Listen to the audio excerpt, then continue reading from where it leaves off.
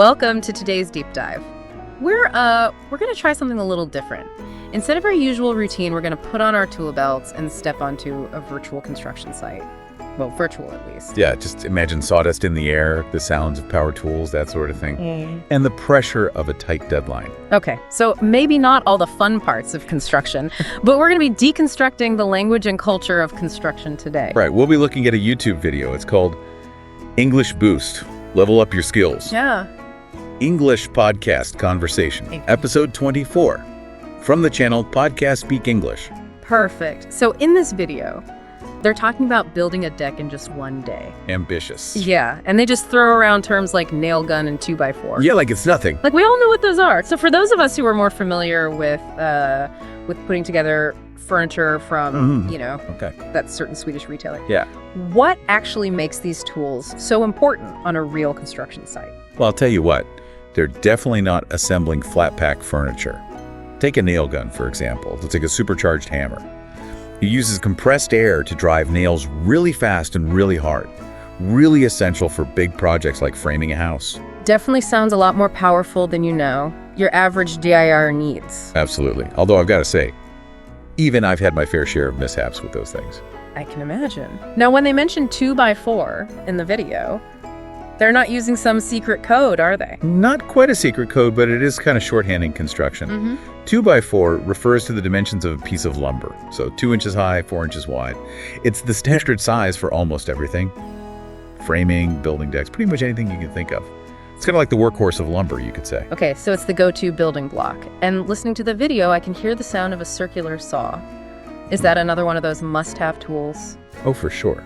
Especially for a project like this. A circular saw uses a round blade, that spins obviously, to cut through wood. It's much faster and more efficient than just using a regular handsaw, especially for longer cuts. Yeah, that makes sense. And I'm sure after all that sawing comes the sanding. They emphasize in the video how important sanding is for smoothing wood so you can avoid those painful splinters. Right, sanding is key. Nobody wants to end up with, tiny shards of wood embedded in their fingers. Absolutely not. So what is it about a sander that makes that process faster and less ouch-inducing? Well, a sander's basically a power tool with sandpaper attached to it. And it just makes sanding way smoother and more efficient than doing it by hand. So it's like a power-up for sandpaper. And of course, there's the ever-important measuring tape and level, which they also mentioned in the video. Those are pretty standard tools, right? You find them in pretty much any toolbox. Oh yeah, they're standard for sure. Yeah. But don't underestimate their importance.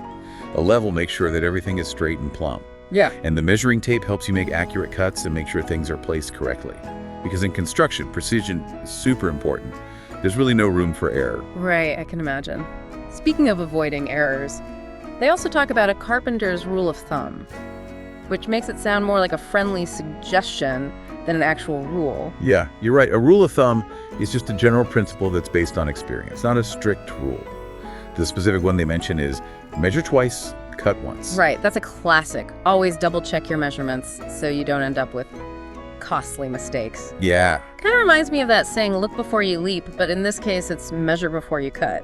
Exactly. Doesn't matter if you're a professional carpenter or just, a weekend DIY warrior. That rule really shows how important careful planning and execution is in any project. That's true. Now, beyond just the tools and techniques, they also talk about taking pride in your work, which seems to go a little bit beyond just getting the job done. Oh, for sure. It implies going the extra mile, paying attention to the details, striving for quality, and feeling that, sense of accomplishment when the job is done well. So it's more about the mindset, the attitude you bring to the work. Absolutely. Not just checking things off a to-do list. It's about creating something you can actually be proud of. And speaking of pride in one's work, the video mentions DIY culture, which seems to be especially strong in North America. Is that just about saving money, or is there more to it? Yeah, you're right. It's not just about being frugal. I mean, DIY is practically a cultural ideology here. You can even argue that it's rooted in, that North American frontier spirit of self-reliance and ingenuity. Interesting. So it's like a modern-day manifestation of that pioneer spirit. Yeah, you could see it that way. But I think it also taps into that desire to push back against mass production.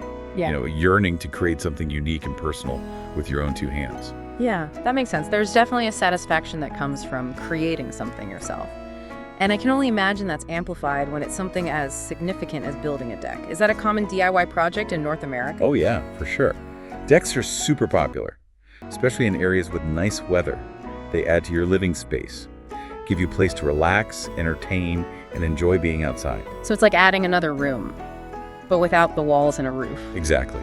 And building a deck uses a whole bunch of different skills, from carpentry and measuring to using all those tools we were talking about earlier. So it's like a pretty good test of your DIY abilities then. I guess you could say that. It takes planning, precision, and definitely some sweat equity. But the end result can be super rewarding. Yeah. And another thing is, don't forget about the social aspect. Building a deck is often like a group effort. Friends and family come help out. You share tools, knowledge, and maybe a few laughs along the way. So it's more than just hammering and sawing. It becomes a bonding experience. I can just picture it. A group of friends, a cooler full of drinks, maybe a barbecue going. It's like a construction-themed party. Exactly. Yeah. It's a huge part of DIY culture in North America.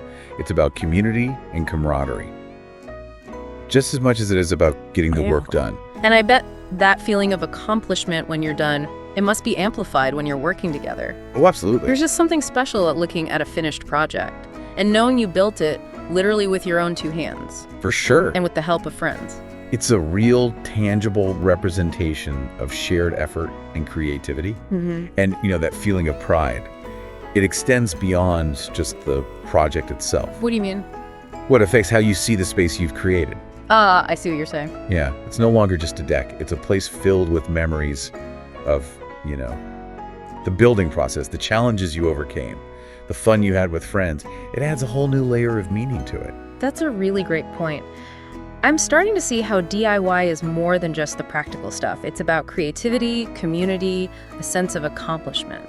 It's definitely a multifaceted thing. And actually, this specific project they're talking about in the video, building a deck, it highlights another interesting aspect of construction. Oh, and what's that? The idea of working with the environment. When you're building a deck, you're not just creating something brand new, you're integrating it into the existing landscape. So you're saying you have to work with what's already there. Right. You're working with the terrain, existing structures, even trees and plants. So there's this element of respecting and adapting to the environment. Exactly. It's not just about forcing your will onto the environment. It's about finding that harmony between your vision and, the natural world. That's a really interesting perspective. It's like construction becomes a collaboration with nature. Yeah, you could see it that way. And that respect for the environment, I think, is becoming more and more important in construction these days. Yeah, I can definitely see that. People are a lot more aware of, sustainability and their impact on the planet. Right. And that awareness is starting to influence all sorts of things, from the materials we use to the designs we create. So it's not just about building something that looks nice, it's about building something that's good for the planet too. Exactly. It's about thinking about the long-term impact of what we create and making choices that are both aesthetically pleasing and environmentally responsible. That's a really great point.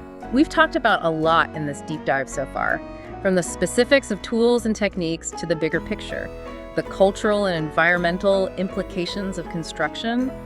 It's kind of amazing how something as simple as building a deck can lead to such a wide-ranging discussion. It is fascinating, isn't it?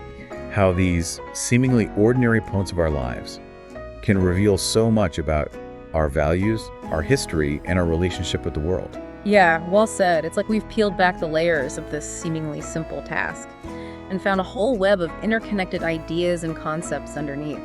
Exactly. Yeah. And that's what I love about these deep dives. It's all about going beyond the surface and exploring the deeper meaning and significance behind things. And speaking of going deeper, they mention a phrase in the video that caught my ear: give 110%. Obviously, they don't mean that literally. Right. But what does that tell us about their attitude toward this deck building project? Well, it's about a commitment to excellence, a willingness to go above and beyond, pushing yourself to the limit, and trying to achieve the best possible outcome.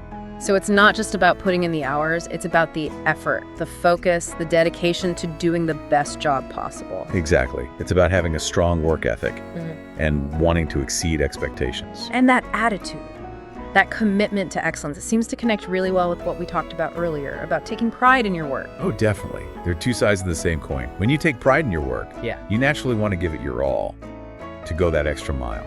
So it's not just about the end result. It's about the journey, the process, the effort you put in. Exactly. It's about the satisfaction you get from knowing you've given it your all, no matter what the outcome is. And that sense of satisfaction, that feeling of accomplishment, it seems like a big part of the DIY experience. You got it.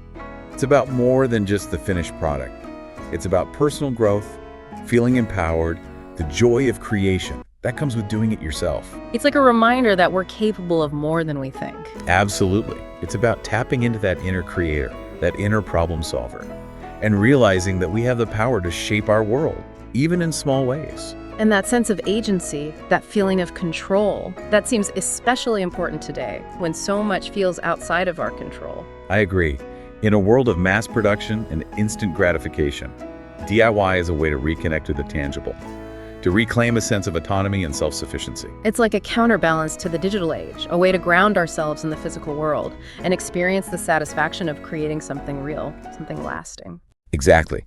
It's a way to step away from the screens, engage with our hands and minds, and create something real that we can see, touch, interact with. And that tangible creation, that physical manifestation of our efforts, it becomes a source of pride, a testament to our abilities, and a reminder of the joy of creating something with our own two hands. Beautifully said. Yeah. We are makers, we are builders, and we have the power to shape our world, one project at a time.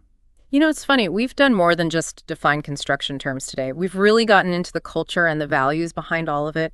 Who knew a deep dive into building a deck could be so revealing? It really is fascinating. Yeah. It's like these simple terms and tasks, they're like little windows into a whole way of life. And for a listener, Yeah. even if they never actually pick up a hammer, this deep dive gives them a whole new perspective. It's like we've decoded a secret language or something, Right. and given them access to this community they might not have really understood before. Exactly. They might even see those home improvement shows differently now. It's not just about fixing a leaky faucet anymore. Right. They're showcasing a whole cultural phenomenon. And those huge home improvement stores, they're not just selling tools and lumber. They're supplying a whole DIY ecosystem. Exactly. And that ecosystem, it thrives on all the values we've been talking about. Self-reliance, ingenuity, the satisfaction of creating something with your own two hands.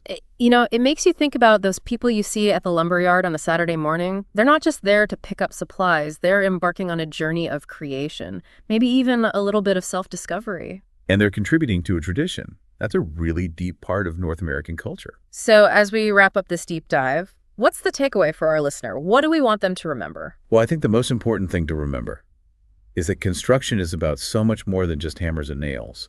It's a reflection of our values, our history, our relationship with the environment, even our desire for self-expression.